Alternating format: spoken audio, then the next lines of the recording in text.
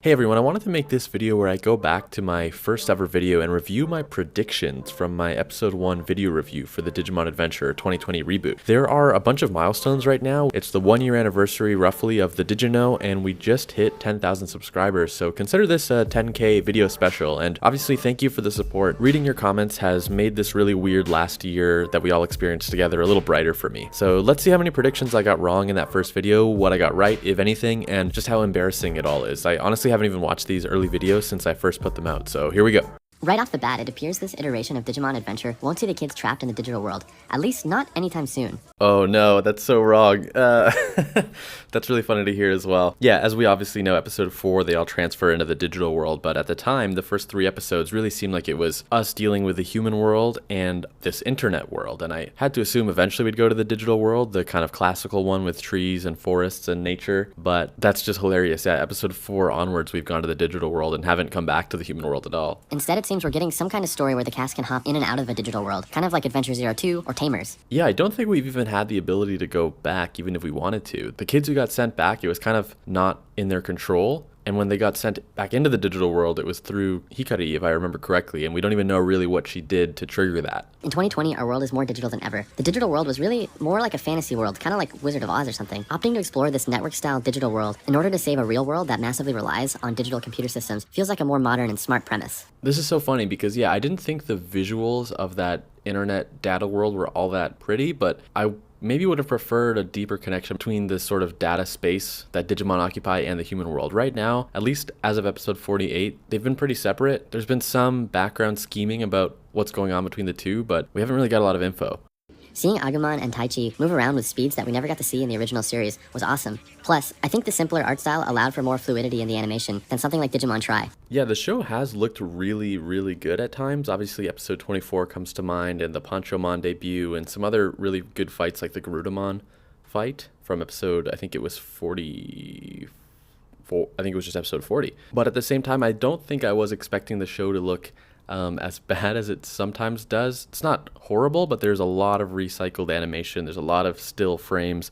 And one thing I would have not predicted back then was just the way that Bergermon, Ikakumon, Digimon like that who aren't Mat and Ties Digimon just consistently and continually get done dirty with their evolutions. I didn't expect that, and I've continued to be pretty bummed out about that. We'll probably never know how much of the sort of budget changes had to do with current global events, TM, and how much was just always going to be the case. But yeah, I always thought that was weird that they didn't go and give us a really fancy animation for Bergermon or for Togemon. As for the characters, it's looking like this version of Digimon Adventure will focus even more on Taichi and Agumon as the main characters. Hey, I got it right. Yeah, I mean, that wasn't too surprising. The opening made it very clear from the very start that this was going to be a Taichi show. I know that's probably been one of the biggest complaints for people watching the new series, is that they want to spend more time with Mimi and Matt and TK and other characters, and it really is the Taichi show. I think that's just a result of where we are with shonen, characters. The show's probably thinking it needs to take inspiration from shows like Dragon Ball and One Piece, where it has that one Shonen Jump protagonist. Instead of introducing us to a handful of kids in Digimon all at once, it looks like the series is planning to slowly roll out all of its characters. So I was kind of right, kind of wrong about the slow rollout of characters. By episode 8, we had the core cast minus TK and Kari, but I kind of thought it would be even slower. I thought we'd have like 2 Mimi episodes, 2 Izzy episodes, stuff like that, rather than just these stretches where it was, this week we get Mimi, next week we get Sora, next week we get Izzy. That's out of order, but I make the analogy in the video that I was thinking it would be kind of like the Persona series, where you spend like 4 to 5 hours with Yosuke or Makoto, and that didn't really happen. At least we got TK and Kari a little later. It was kind of cool having the series stretch out our cast that way, but I don't really feel like I know TK or Kari as well as I could, considering we're on episode 47, and the same is true for, honestly, all of the characters. I don't think the show nailed diving into these characters, unfortunately. I still like them. I still love Joe and I love Mimi, and I think this show has done a really good job of giving us an alternate version of them. It's still fundamentally those characters, but there is something new to like about them here. For example, I didn't really like Mimi when I was a kid, but she's one of my favorites now. But I guess I just thought the show might do more. The episode also had a killer Yamato tease that hints at a deeper exploration of his character. The fact that he's seen with a champion level Digimon from the first episode fills us with questions. When did him and Gabumon meet? How did he find himself in this world? What are his intentions? Oh man, that's kind of funny. Yeah, I remember a few weeks back, back. It was in the crucifixion episode, I think. They showed us Matt and Gabumon meeting, and it was kind of framed like it was going to be a big revelation. Like, oh, this is what Matt was doing in the internet before Tai got there. But it was just a cut and paste of Tai and Agumon meeting, in my opinion. There was no real twist about, oh, he's been connected to the to the digital world for years or anything like that. It was just he literally got there 10 minutes earlier. Digimon Adventure 2020 is going to revolve around a reimagining of that film. That's pretty awesome. Doing our wargame again is not a bad plan. Oh my god, I just remembered. Yeah, I thought that the entire season, or at least the 20 episodes, was going to be a stretched out version of our war game, not just 3 episodes. That's so funny. Wow. Yeah, I thought they'd be jumping back and forth between the human and the internet world, but not the digital world, trying to solve this missile crisis. This time we would see Diaboromon, but we would have to see Mimi join in and Joe join in and stuff like that. Wow, I forgot about that prediction. And just like most of my predictions, that was wrong. We got through that arc in 3 episodes, but I don't really mind. I think it was a cool kickoff to the series. Really action-packed, obviously. I think there's a Crunchyroll video about kind of this like myth of the first 3 episodes of an anime effectively selling you or not selling you. So I think it was probably the right choice to do this 3-episode sort of tiny mini arc that could almost serve like a movie intro. It's just funny that I thought it was going to be like, I was so convinced it was going to be like 20 episodes. Because our wargame is so short already, it's only like 40 minutes or something. I was like, yes, they're going to spend an entire season of television making our wargame happen. I didn't mean 60 episodes, again, like maybe 20 or 15. And I thought, yeah, we would see Sora and TK and Kari get in on the fight, but it wasn't meant to be. It was still Matt and Tai. I fully expected this new series to be heavily aimed at kids, something that hardcore adult Digimon fans might enjoy, but ultimately would recognize that it's just not for them. While I can see how this show will connect with new young audiences, I genuinely feel it's doing something meant to surprise and excite old school fans too. Yeah, that's a line I keep saying. I'm kind of a broken record, whether it's my episode 24 review or my episode 30 review. I probably said it there too with the Wargreymon debut.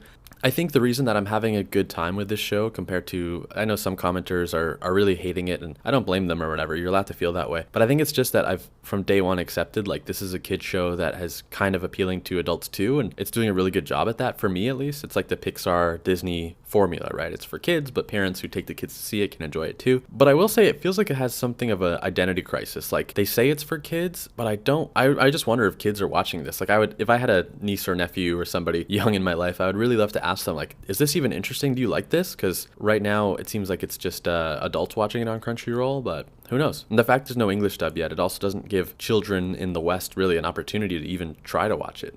I would give Tokyo Digital Crisis a 9 out of 10 as far as pilot episodes go. While its version of the digital space and enemy design could be more unique, episode 1 is a delightful kickoff to a new series that balances respect for the source material with a willingness to explore in new, exciting ways. I think I stand by that. It was a pretty exciting pilot. The animation was really pretty, and it did enough to kind of make me say like, yes, this is Digimon Adventure, but also it's completely going in a different direction. Like there's no summer camp, there's only Tai and Izzy in the first episode. So it's funny to think of it as a 9 out of 10 right now. But I think I stand by that. Yeah, thank you for watching, obviously. I remember thinking that I wanted people to watch this, but to give you context, I think this video had like 20 views in the first week, like no views at all, and I was so excited at the time. So it's just been a really interesting thrill ride seeing like my top video now I think has 370,000 views on the episode 24 review, and you guys just keep coming back. So honestly, thank you so much. It's been fun for me because I've been kind of in journalism before. In a past life I was writing on blogs, and then I was writing for some sites like as a full-time job, and the views on these videos have been like so much more than anything on those old websites, and it's just been really surreal. And because it's all been owned by myself, right? Like it's my own YouTube channel, and it's my own channel. No one is approving or rejecting video pitches. I just get to make the stuff I want to make, and you guys keep coming back to see it. So again, thank you. 10,000 subscribers is really nuts. Let's hope that the series finishes out strong. Again, I've been a pretty strong supporter of it. It's not a perfect show, but I'm really enjoying it week to week, and I'm loving these kind of conversations with you every Sunday in the comment section. So yeah, we have about 15 episodes to go, depending on when this video gets published, and I think it's going to be good stuff. All right, until next time, see you in the next video. Take it easy.